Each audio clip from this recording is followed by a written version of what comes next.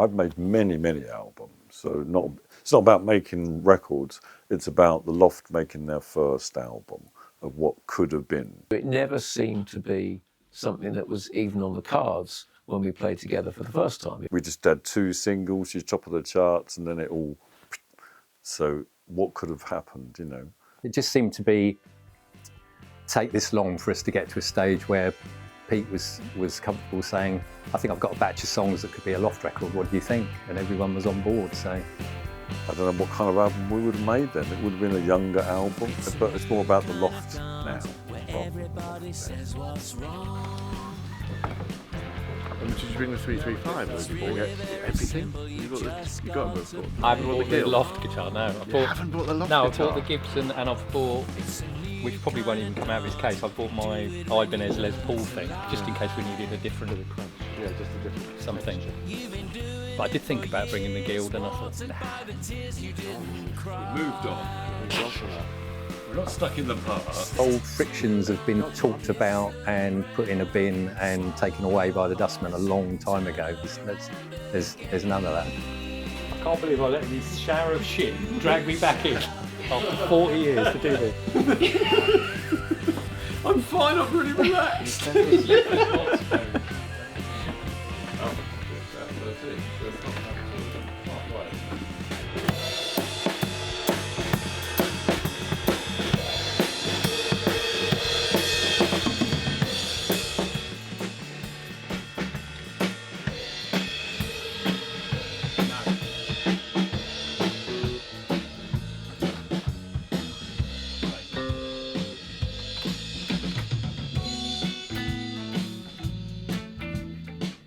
Yeah, it's amazing. It's a very lovely thing to do. Sorry for the sincerity, but it is absolutely fucking lovely.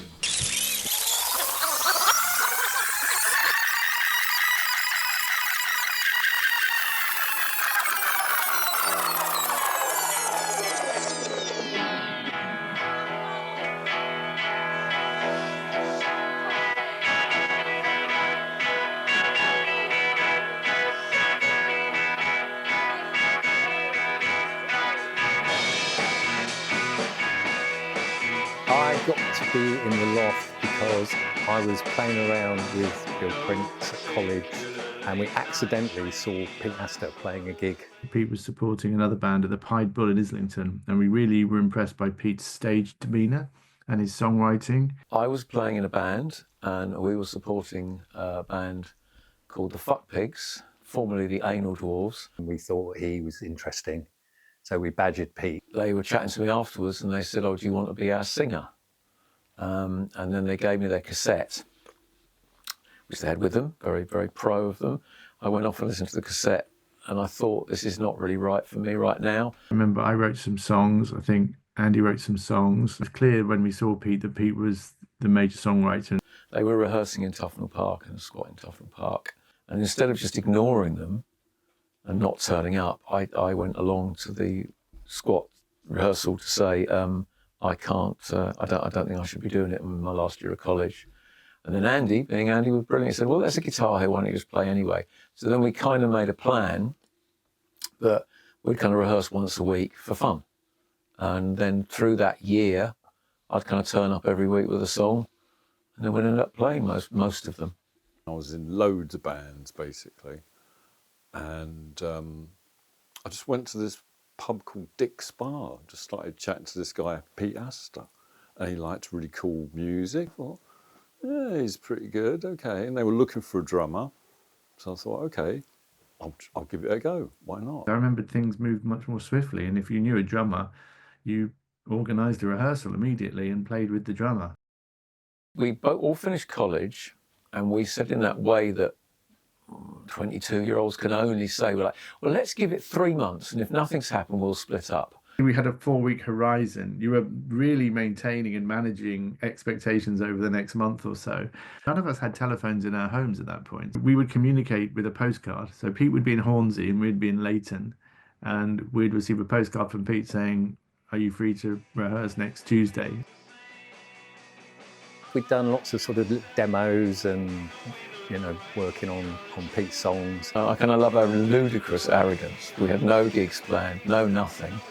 I knew there were thousands of gigs in London, but I had no idea that basically nobody would let you play anywhere unless you had an agent and a record label. So we were playing with no hope really of ever playing live. And it became quite sort of attritional in one sense as to which scene you became appropriated by, because we weren't a band that set out to join a scene. I was, you know, a name on the scene.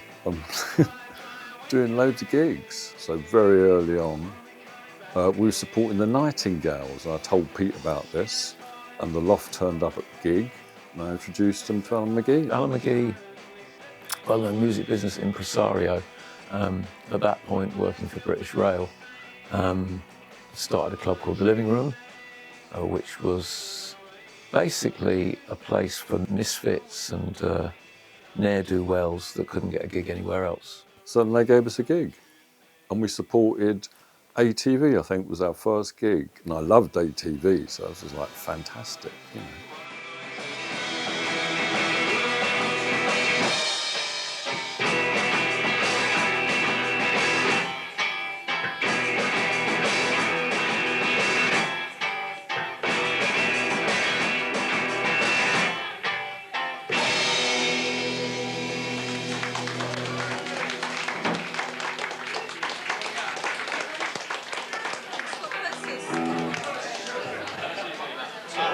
Thank you very much. We're going to leave you now with a song called Tuesday. So it's just for Alan. So Alan started The Living Room, and then from that he started a label called Creation. Alan very quickly asked us if we would record Why Does the Rain as a single, and we were obviously thrilled and said, oh, go on then. My main memory was that we had a single coming out, and Alan was like, do you want to come over to ours and fold the sleeves? And I'm like, fold the fucking sleeves? This is our first single, I'm not going to fold the sleeve, which is obviously ludicrous because it was like a shoestring label, and you know, it was what it was. You know. I mean, Alan had a good way of sort of creating the idea that there was this sort of cavalcade of creation artists. By releasing compilations, he was very good at getting attention for the bands that he had organised for their singles to be released. Going on the telly, going on tour, going on the radio, do the Janice Long session. We were the first creation band to do any of those things. And I'm here to meet a band who I think are just wonderful. I really, really love their sound. They're the Loft, and they're up this hill too.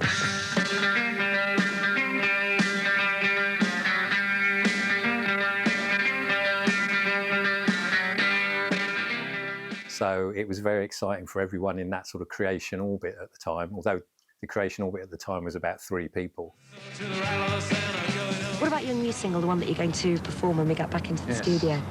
Up the hill and down the slope. Up the hill and down the slope. We never really made it, thinking that we were going to go into the top 30. I mean, it's not something that we really think about, you know.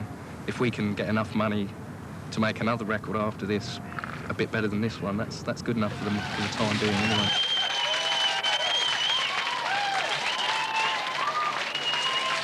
And thank you to Loft, that's Over the Hill, and thanks to Janice and her producer Mike Hawkes for choosing our bands to watch in this series of ORS. So all that stuff we did very quickly, probably too quickly, which is why it all ended up going horribly wrong. We hated each other. No, we didn't. I mean, you know, there's a massive question: what caused the split?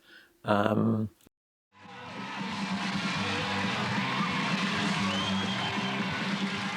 suppose at that stage, all we hoped for was we'd get a big support tour. And we did. We got a good support tour with the Colourfield. In those days, and probably still, support bands were expected to pay to go on tour. So the fact that they were willing to pay us and carry our equipment around and have us along for the ride, so to speak, was fantastic. June 1985, at the end of the tour we were doing with the Terry Hall's band.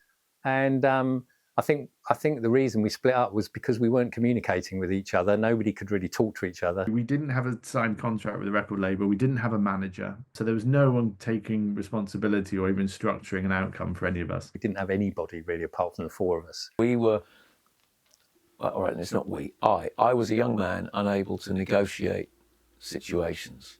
Things were sort of getting a little bit out of hand, and we weren't able to sit down and do one of these sort of clear the air conversations. Both Andy and I wrote for music papers at the time. It became clear after a while that Pete's songwriting he felt wasn't getting the recognition. I think Pete wanted one particular guitar riff, and Andy made up some other guitar riff and wanted to play that bit. We had to bed down in certain towns when we were on the Colourfield tour, and I think naturally Andy and I would peel off and stay with one friend with a floor, and perhaps Dave and Pete would stay with another friend with a floor. I think that started to kind of become noticeable. Bit of sort of clash of egos, very much sort of them and us sort of attitude, really, with me and Pete and Andy and Bill. I think there was a lot going on with Alan and Pete, and I think all of that came to land by the time we got back to London. Being English, and we just let everything bubble up. There was one final show in London which had been delayed because Capital Radio wished to broadcast it live, not us, the Colourfield. Did know that things were coming to an end, so the Hammersmith Palais gig was one that we could or could not have done, but I thought we had to do it. By then, what was happening to us was solidifying in our minds. So by the time we got there, it was quite a dark moment. I remember being at the end of Hammersmith Palais, or whatever it was, and they were the other end. We weren't really talking, and got together, got on stage to play the gig. Andy said something over the microphone, claiming the name of the Loft. I can't quite remember what happened, and Pete reacted by changing the lyrics to Up the Hill and Down the Slope. Pete was like, that's it, it's all over now, finished. And we still went on and finished the song. I didn't have a vocal monitor, so I didn't hear any of it, so I was just playing along until Pete walked off the stage and Andy followed and Dave followed. So yeah, that's how we found out. Pete made his dramatic exit, which is probably why people still remember us. Wouldn't talk to each other. Very dark night, get the kit together, and that's it, it's over. It's just how it was, I mean, I'm only being sort of flippant about it because it's not funny, I knew it was going to happen that night, and me and Peter talked about it. That was it. It was all sort of set to go, move on, form a new band, me and Pete, get new people in. I was very angry. I think Bill was quite upset. I was very despondent for a long time. Yeah, I know I was very disappointed.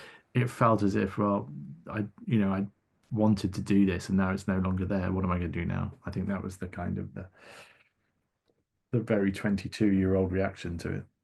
Now, all you need to know about the next band. Two of them used to be in the Loft.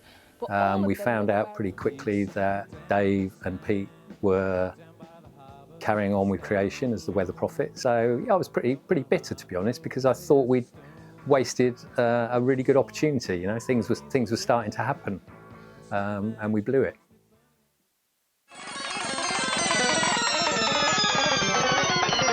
I think it was around 2005, so about 20 years ago, when we sort of got together because Cherry Red were doing a compilation, so we had to get together and just sort of talk about that. And we all got on fine, bearing in mind we hadn't spoken to each other for 20 years. Buried the hatchets, it's okay, we've grown up now, move on. We don't have a sentimental feeling about it, but we do respect the fact that we did form a band and it did do pretty well at the time. And we did play our part in launching what is now regarded as indie music.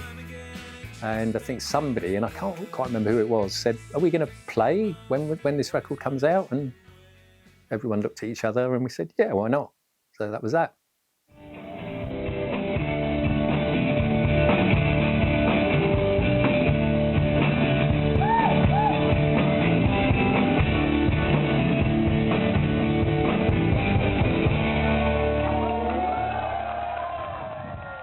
I think after the second encore, we were in the backstage and we went, and we kind of we all hugged each other.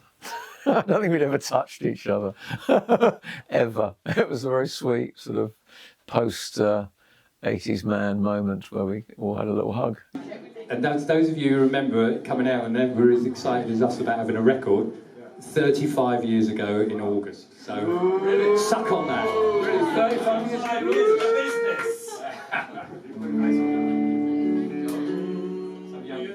Bombshell, Jesus. Here we go, back to the future.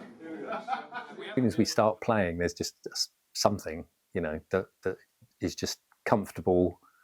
Not that we don't challenge ourselves, we certainly have on the new album, but it just feels good.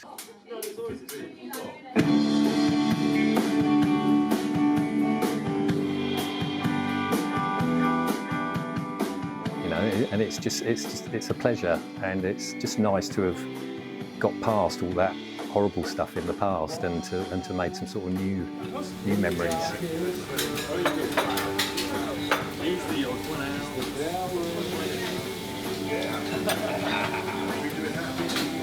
Yes, we talk about the past, but I think I would have to, like, you know, it would be appalling if we spent the whole time talking about the past. I would have to split up again. We didn't realise we were talking to Sean from Tapete one night when we went to see Pete do a solo gig, and he was saying to us, "So, I hear the Loft are making a record," and we were very much like, "Ooh, not allowed to talk about that." At the end of the night, he basically said, "Listen, I know we haven't heard any of the music yet, but just to let you know, we're not just interested in putting this record out, we want to put this record out." So that was a massive sort of confidence boost. So we did the album at Sean Reed's Famous Time Studios in August 2024. It was in London, which was easy for us to get to every day. It's got a great setup, vintage equipment, lovely rooms, and he's really good at mixing. Doing a bit of compression on the overheads, just really cool, tickling it, and just monitoring with a bit of compression over everything. Really, we like compression. Nice Beatles. Yeah. Big cymbal. Makes it easy to play. Makes it easy to play, doesn't well, no, it? I mean to play too, you know. So it can actually, absolutely. Yeah, I made demos at my studio and gave the demos to Sean, so he had an idea of what it was going to sound like, what sort of BPMs they're going to playing be. with the guides, I've got the guides up in here. It sounds really out, but as soon as I take the guides out of my monitors here, you lot are really solid. So it's obviously working anyway. That's what I'm saying. And bass and drums go down first, and then layering on guitar and vocals from there. It was quite simple. There wasn't a lot of embellishment at all. It's just the elements, pure elements, no tambourines, no keyboards, nothing else, just the band. Sounds good. I'm really good doing the guides because I can just relax. You know, what we did with a very simple set of tools, i.e. 2 electric guitars, bass guitar and drums, and me singing and Andy singing backing vocals. And it seemed right to record a record using that approach. I think we spent about 7 days recording, and then 7 days we left Sean to it to do all the mixing and editing himself. We weren't in the room, we didn't do any of that sitting at the back saying, "Can you turn me up, please?" It's not as easy as it looks listening to all these takes. It's exhausting. I'm exhausted. Sean is a fantastic producer to work with. I've made various albums with him in the past. He says very little, but everything he says is completely right and completely spot on.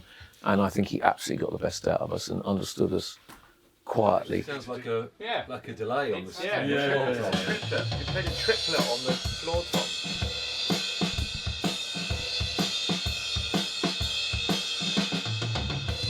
I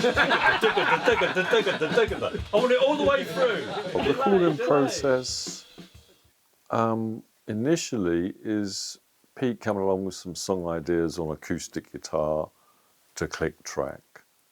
Then he sent them to me. I'll put the groove on top and make the drums happen. And that goes to Andy. He can put some guitar on, and Bill puts the bass on. So it's very much in sections.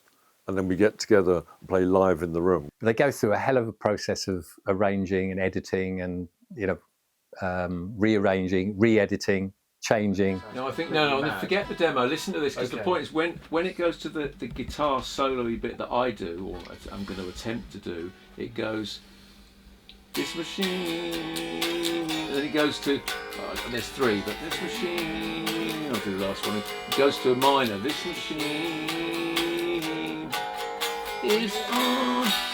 And I'm staying on ears. Yeah, so you need, you can do whatever you want, but do it in a minor key, not in a major key. The setup was the same as when the Loft started. I wrote the songs, and then we put them through the Loft machine. This machine is on. I hear it loud and clear.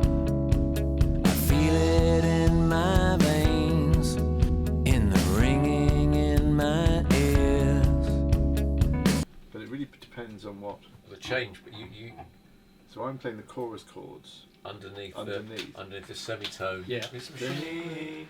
That's just the best. I think that isn't that the bit that we noticed when Pete was doing the vocals, and Yeah. we decided that people liked it. Yeah, but it's entirely up to you. I mean, Well, we're all older and wiser. We give each other space. We respect each other as people, as what, you know, let alone as musicians. Just thinking about making tea, but then I'll have to make tea for everybody. So I can do a sneaky tea. That a bit mean though. No, I don't care. They don't know. Well, they don't know won't harm them.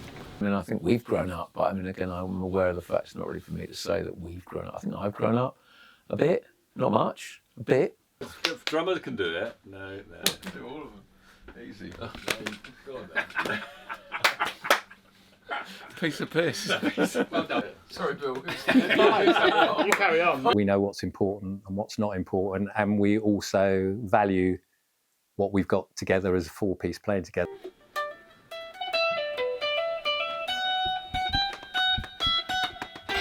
Oh, that's the chord we That's what I won't be able to play when the light comes on. Yeah, exactly.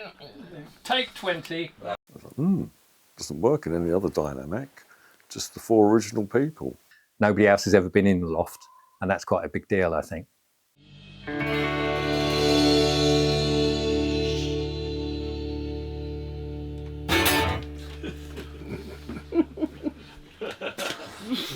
It's a miss for me. it starts well. Thank you for coming. Fuck it. That's it. That's all you're getting. All the songs I brought we didn't put on the album. It's going to be evolved as the right sort of songs that fitted the Loft most obviously. It's mostly a lyric thing more than a music thing. And we just played them and did what we did on them, and then they became songs by the Loft, not songs by Pete Astor. Tell yourself you're feeling great. Keep moving, don't stop. Think of all the good things you've got. The future, the past. The past is a tangled knot. So pour it out, drink it down. I don't want to feel good tomorrow. I mean, all songs, when I write them, come from a sort of an authentic emotional spur. I think they always work better when there's some sort of emotional push that comes from a truth. But the songs aren't, what's the word? They aren't descriptions of things that actually happened. They're descriptions of emotional events that actually happened that could be applied to different things. So it's not, you know, there's an emotional truth in them. The thing you're loyal to when you're writing a song is the song, not the truth in autobiographical terms. You're trying to write something that feels right. We batted backwards and forwards 2 or 3 sort of different lineups of songs, track listings, but everyone agreed on it in the end. It is difficult, but it kind of makes sense. And obviously there were, you know, there's a song that's ended up on the B side of the single, which could easily have been on the album. About whether you put a short upbeat song at the end of the first side, so everyone just said, "Oh, I'd like to hear some more of this." Yeah. This machine to finish was On first side one. Yeah, side 2. Side 2. Oh, Finish the album. Side 2. This machine. No, they're not finished yet. So let's just get them all together and chuck them in a media player and go, oh, this one At this goes. stage, what 10 I would pick, but it's fun to do the playlist. It's fun to do the track list. Yeah, just move them around. Yeah. Easy. Hopefully, it's evolved in the sense that, you know, I've continued to write songs for the last 40 years. So maybe they've got a bit better, who knows? But that's not for me to say. We've got to see what the reaction is and see what people think. It's not even out yet, you know. We're doing all this not knowing what it's going to be like.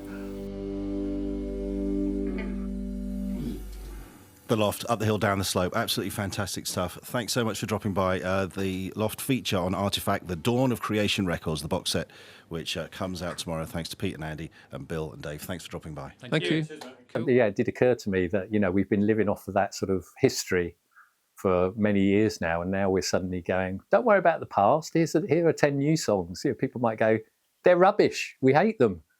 Just play Up the Hill and Down the Slope for the next hour and we'll be happy. It has a legacy, obviously. We're all consenting adults. We all like making music together. This was enjoyable. maybe we'll do some more, you know. And it's about connecting with people. I hope it connects with people. I hope it speaks to people and makes some sense to people. And that'll be amazing. And the more people it connects with, probably the happier we'll be. The way we attack the songs is different.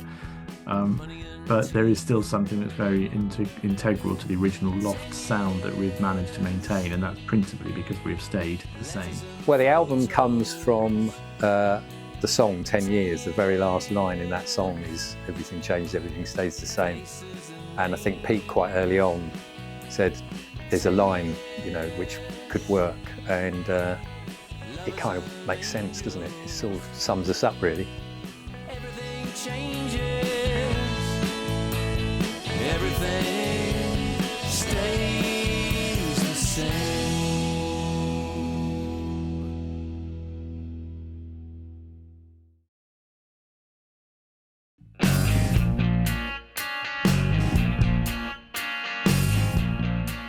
I would have said to myself, yeah, it's all gone to shit, but don't worry, you're all going to be mates again in about 30 years. What are you worried about? I mean, you're 22. Nothing goes right when you're 22. What would I say to myself? Probably,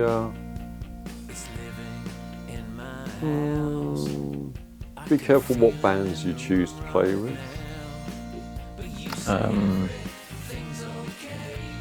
What would I say? Right now, you are just a twig in a thunderstorm, and stop mithering and stop taking everything so seriously. Maybe I could have been a bit more sensible, maybe. But it was fun. I would say keep hold of that red Guild guitar, because you'll still be playing that in 40 years' time. Take it easy, that's what I say. Take it easy, relax. It's going to be okay. And you're a twat. You're an utter twat. But you say everything's okay. So I mean, 20 of those years we didn't speak to each other, so really it's only after 20 years. inside your brain, the elephant told me yesterday. He's here in the room, saying this is what you